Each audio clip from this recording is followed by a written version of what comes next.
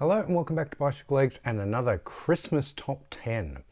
Last year I picked my top 10 favourite prog Christmas songs. This year I'm going to be picking my top 10 favourite delightfully inappropriate Christmas songs.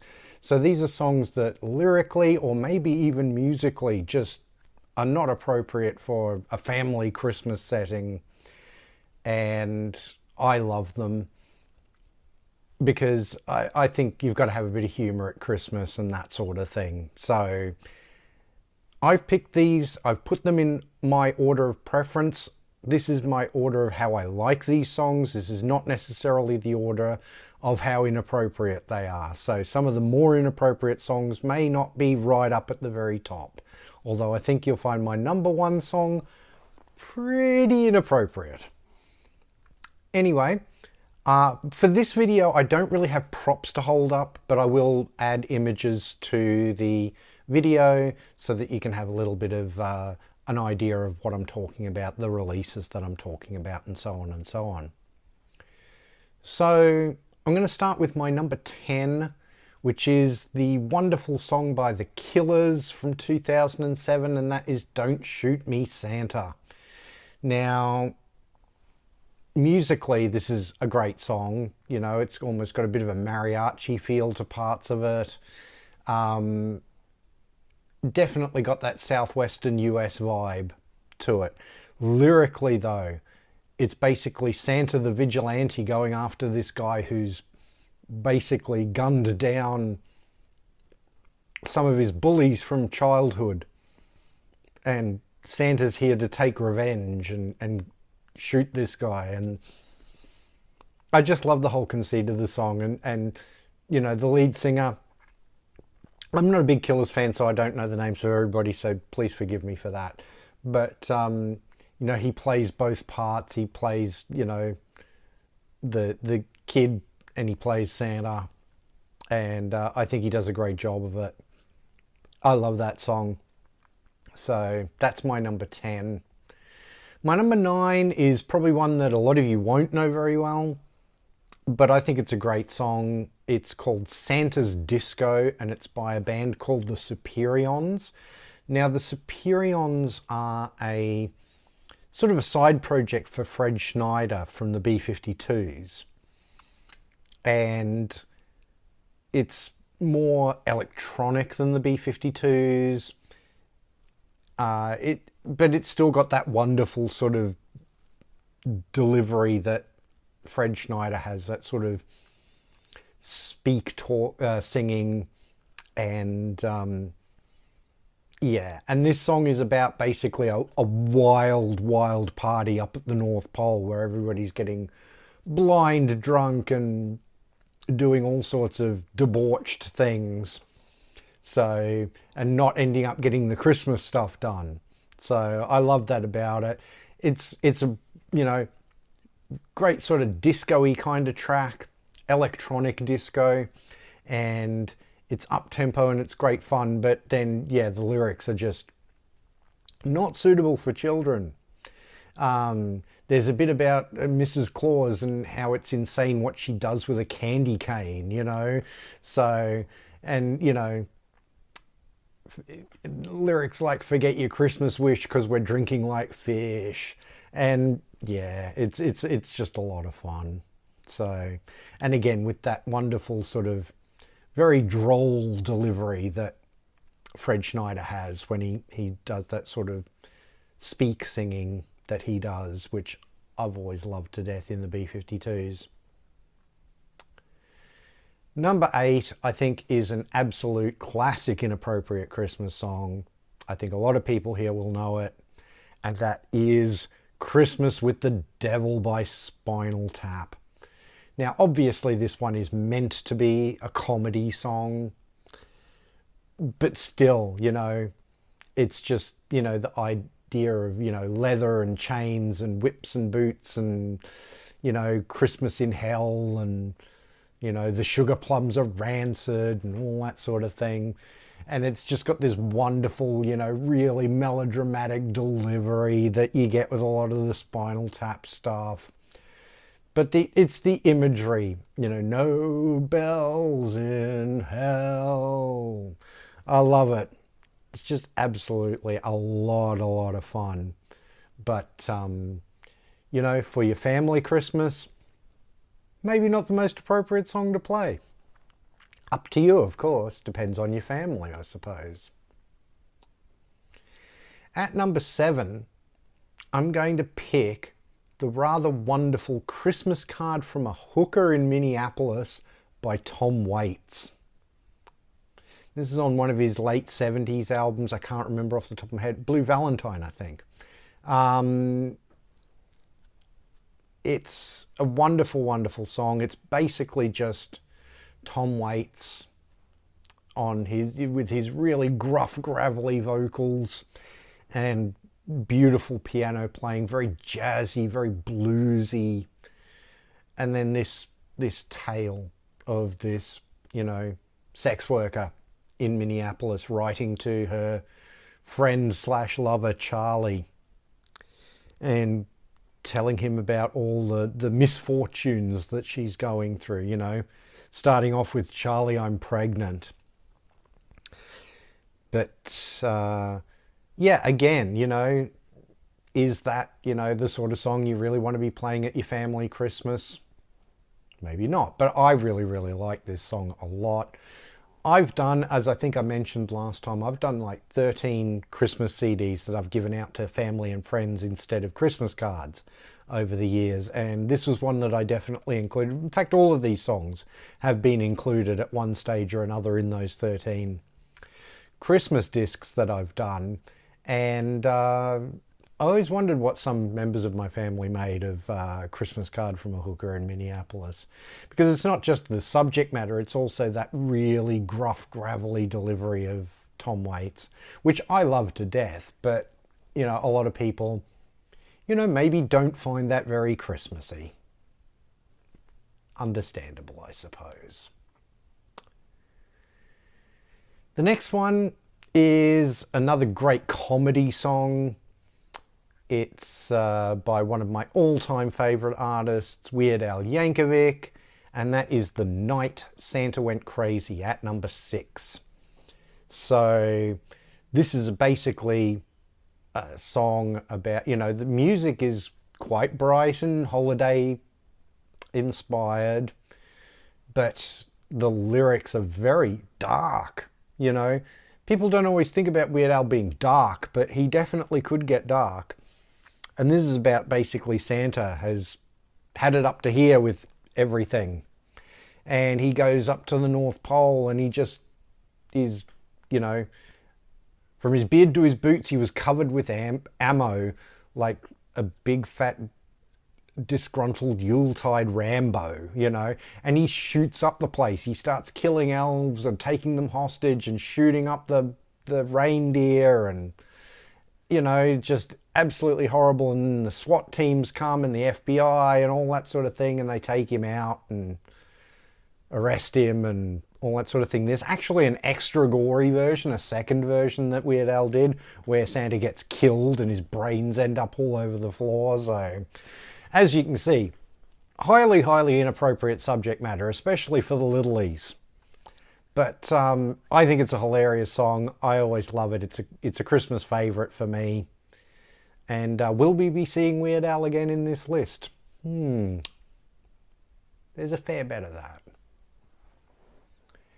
At number 5, this is one of these songs that I would discover. I'd go on various parts of the internet, which I won't discuss because they may not be considered entirely legitimate, shall we say, looking for Christmas songs for my Christmas CDs that I used to do for my family and friends. And I would find songs by bands I'd never heard of before and I'd download a whole bunch of them. Like, I wouldn't use all of them. Some of them I didn't like, or some of them I just didn't feel, you know, merited inclusion or whatever. But then some of them I would just instantly fall in love with and think, this is just great. And my number 5 falls into that category, and it's a song called Drinkin' Rum and Eggnog by a band called Angry Snowmans. Now, think of Angry Snowman's a little bit as a punk Weird Al, because this first Angry Snowman's album from 2009, which this song is from, is basically a whole bunch of punk songs from various different punk bands that Angry Snowman's have put Christmas lyrics to. So parodies, basically. And I don't remember the exact song that this is a parody of. I did look it up, but it wasn't something that I was familiar with. But this song is absolutely wonderful. It's punk, it's brazen. The lead singer is deliberately off key a lot of the time. So again, musically, probably not very appropriate for your Christmas lunch with the kids and the family and whatever. But then lyrically, it's about, again, a bit like Santa's Disco. This is less about a party, though. This is about an individual just getting completely blitzed at Christmas and drinking rum and eggnog and getting blind drunk and falling into the Christmas tree and knocking everything over. And, you know, there's swearing in this song, and, you know, it's just a great time. And musically, it's just an absolute wonderful punk rave up. It's a song I can't recommend highly enough. Go and check it out on, I don't know if it's on listening apps, definitely worth searching for. It'll probably be on YouTube if it's not on, you know, Spotify or Amazon Music or Apple Music or whatever you use. But yeah, it's just an absolutely wonderful, raucous song.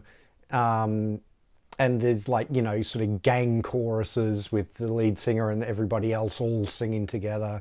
You know, drink rum and eggnog and fall into the tree. It's just so much fun. Yeah. Now, my number 4 may not be considered a lot of fun by a lot of people.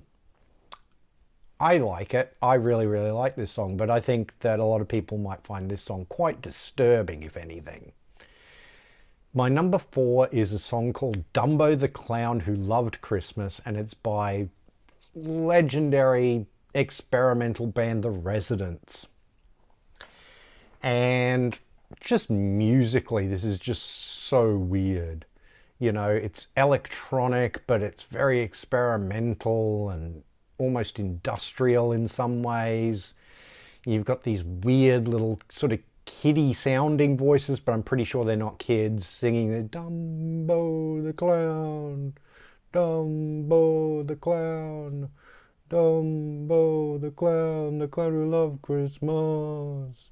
It's really, really weird. And then you get this sort of spoken word bit in the middle where it just gets absolutely messed up and all over the place and weird, and the vocals are really treated, and, you know, it's just a nightmare of a song. But I really like it because of that, you know. But it, you know, not something you probably want to be playing at your Christmas party, because, you know, the little kids are going to have nightmares, and maybe some of the adults are too. But I think it's great. What can I say? My number 3 delightfully inappropriate Christmas song is probably going to be a lot of people's number 1. And I get that. It's a holiday classic. There's just a couple of Christmas songs I like a teensy bit better that fall into this delightfully inappropriate category. My number 3 is, of course, the classic Fairytale of New York by the Pogues featuring Kirsty MacColl. I mean, again, Shane MacGowan, like Tom Waits, probably not the voice you want to be listening to at your Christmas dinner. You know, he's kind of off key and caterwaulty, but, you know, there's a great charm about his vocals, you know. May he rest in peace. And indeed, may Kirsty MacColl rest in peace. She's been gone for quite a while. She sings beautifully on this song. But the song is, you know, I mean, it starts off with, it was Christmas Eve, babe, in the drunk tank.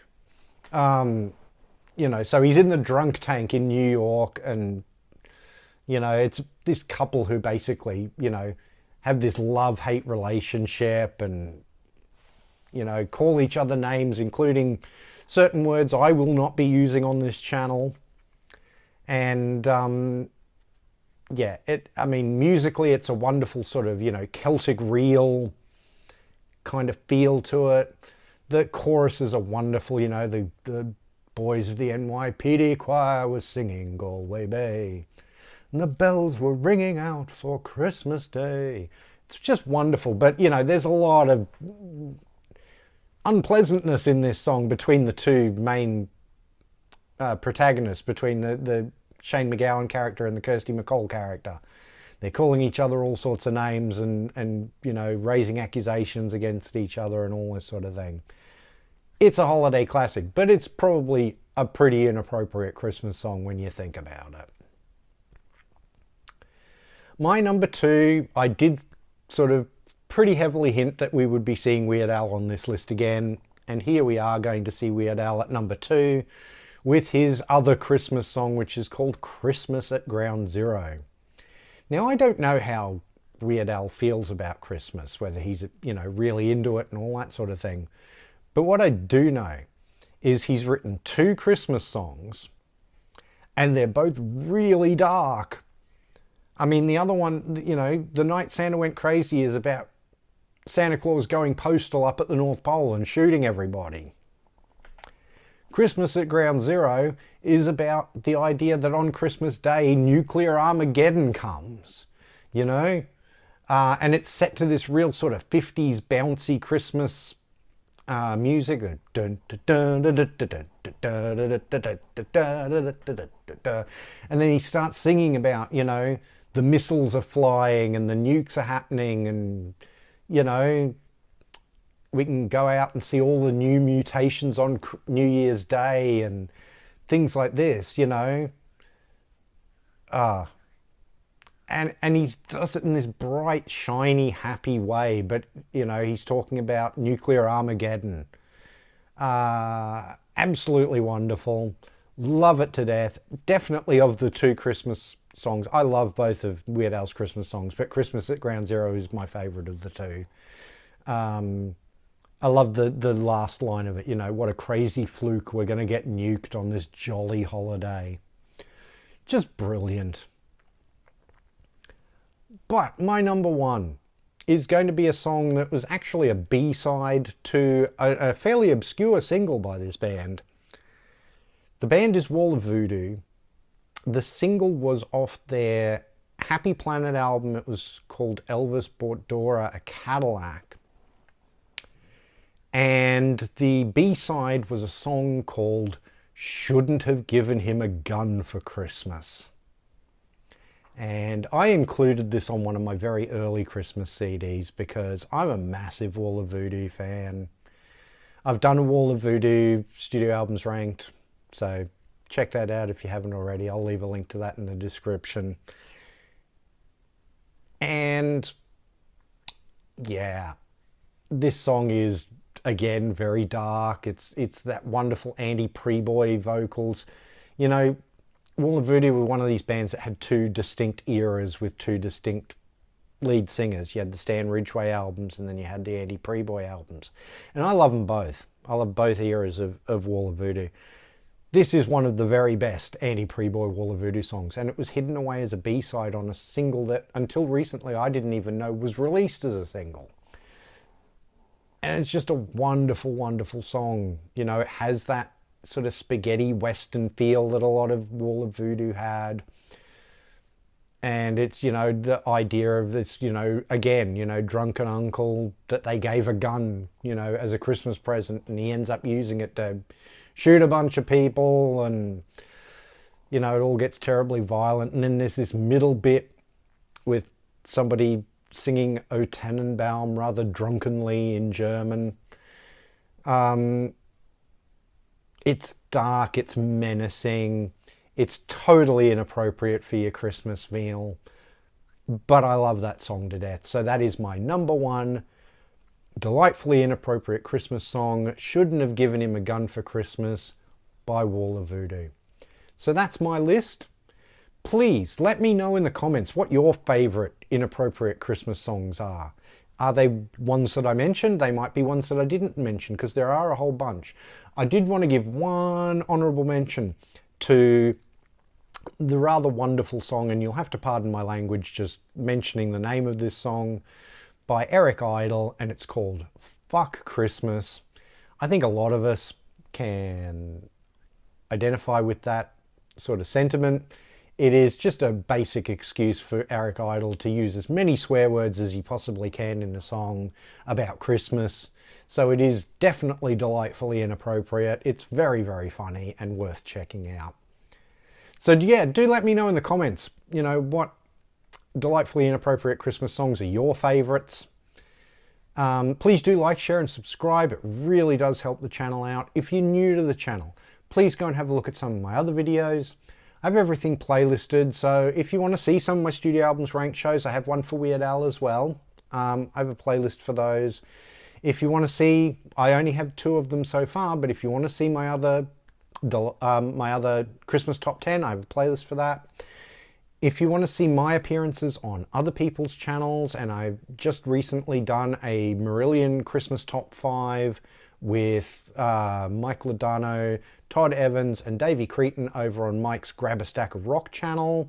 But if you want to see my appearances on other people's channels such as that, I have a playlist for those.